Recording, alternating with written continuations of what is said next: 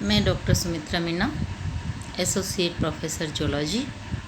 हम prolactin hormone के synthesis और सिक्रेशन के बारे में पढ़ा, कंट्रोल के बारे में पढ़ा। प्रोलैक्टिन हार्मोन के हाइपर सिक्रेशन के कारण गैलेक्टोरिया अर्थात अतिस्तन्यता की कंडीशन उत्पन्न हो जाती हैं, जिसमें मेमरी ग्लैंड्स जो है अत्यधिक डेवलप हो जाती हैं। पुरुषों में भी प्रोलैक्टिन हार्मोन का सिक्रेशन होता है। यदि इनमें प्रोलैक्टिन का सिक्रेशन अधिक होता है तो उससे गायनेकोमेस्टिया कंडीशन डेवलप हो जाती हैं, जिससे इम्पोटेंस की स्थिति उत्पन्न होती हैं। इसमें मेल में भी मेमरी ग्लैंड्स डेवलप हो जाती हैं, फीमेल्स की सिमिलर। अब हम पिट्यूटरी से स्रावित चौथे हार्मोन के बारे में पढ़ेंगे। एंटीरियर पिट्यूटरी से TSH जो है वो सीक्रेट होता है। TSH की फुल फॉर्म है thyroid stimulating hormone.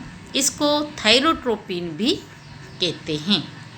Thyrotropin anterior pituitary की बेसोफिल सेल्स के द्वारा सीक्रेट किया जाता है। यह ग्लाइकोप्रोटीन नेचर का होता है। इसमें अल्फा और बीटा दो पॉलीपेप्टाइड श्रृंखलाएं होती हैं। कार्बोहाइड्रेट के मॉलिक्यूल इन दोनों पॉलीपेप्टाइड श्रृंखलाओं से जुड़े होते हैं, अर्थात अल्फा श्रृंखला और बीटा श्रृंखला दोनों से ही कार्बोहाइड्रेट के मॉलिक्यूल्स जुड़े होते हैं। TSH थायराइड ग्लैंड के डेवलपमेंट के लिए रिस्पॉन्सिबल होता है और इससे स्रावित थायरोक्सिन हार्मोन को रेगुलेट करता है। TSH इसके अतिरिक्त थायराइड ग्रंथि द्वारा आयोडीन के ग्रहण करने, आयोडाइड आयन के ऑक्सीडेशन, थायरोग्लोबुलिन में टायरोसिन का आयोडीनेशन, मोनोआयोडोटायरोसिन व डाईआयोडोटायरोसिन तथा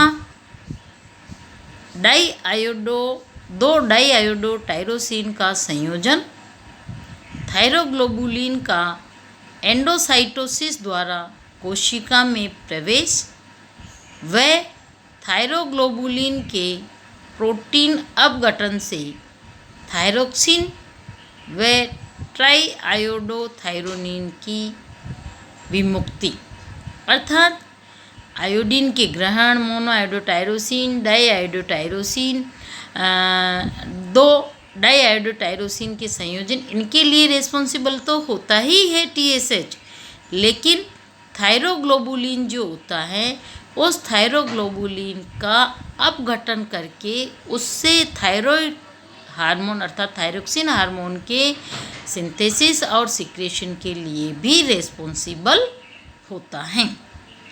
TSH के सिक्रेशन का नियमन TRSH thyroid stimulating releasing hormone के द्वारा इसका कंट्रोल होता है। थायराइड हार्मोन में T3 और T4 दो हार्मोन्स होते हैं जो थायराइड स्टिमुलेटिंग हार्मोन की कमी होने पर इन हार्मोन्स की में भी कमी आ जाती हैं। थायरोट्रोपिन का सिक्रेशन कम होता है तो थायरोक्सिन का सिक्रेशन भी कम होता है। थायरोट्रोपिन अर्थात TSH का सिक्रेशन जब कम होता है तो हाइपोथायरॉयडिज्म की कंडीशन डेवलप हो जाती है। इसी प्रकार TSH का सिक्रेशन यदि अधिक होता है तो हाइपरथायरॉयडिज्म की प्रॉब्लम हो जाती है। TSRH जो है ये TSH के सिक्रेशन को कंट्रोल करता है। TSH के कंट्रोल के अतिरिक्त अग्नाशय के द्वारा स्रावित सोमेटोस्टेनिन थायराइड स्टिमुलेटिंग हार्मोन को संदमित करता है। यानी TRSH हार्मोन तो थायरोक्सिन के सिक्रेशन को स्टिमुलेट करता है, अर्थात TSH की सिक्रेशन और TSH से थायरोक्सिन की सिक्रेशन को स्टिमुलेट किया जाता है। लेकिन अग्नाशय के द्वारा स्रावित सोमेटोस्टेनिन जो है वो भी TSH के सिक्रेशन को संदमित करता है। इसी प्रकार एंड्रोजन, कोलिसिस्टोकाइनिन, पेंक्रियोजाइमिन भी थायराइड स्टिमुलेटिंग हार्मोन के सिक्रेशन को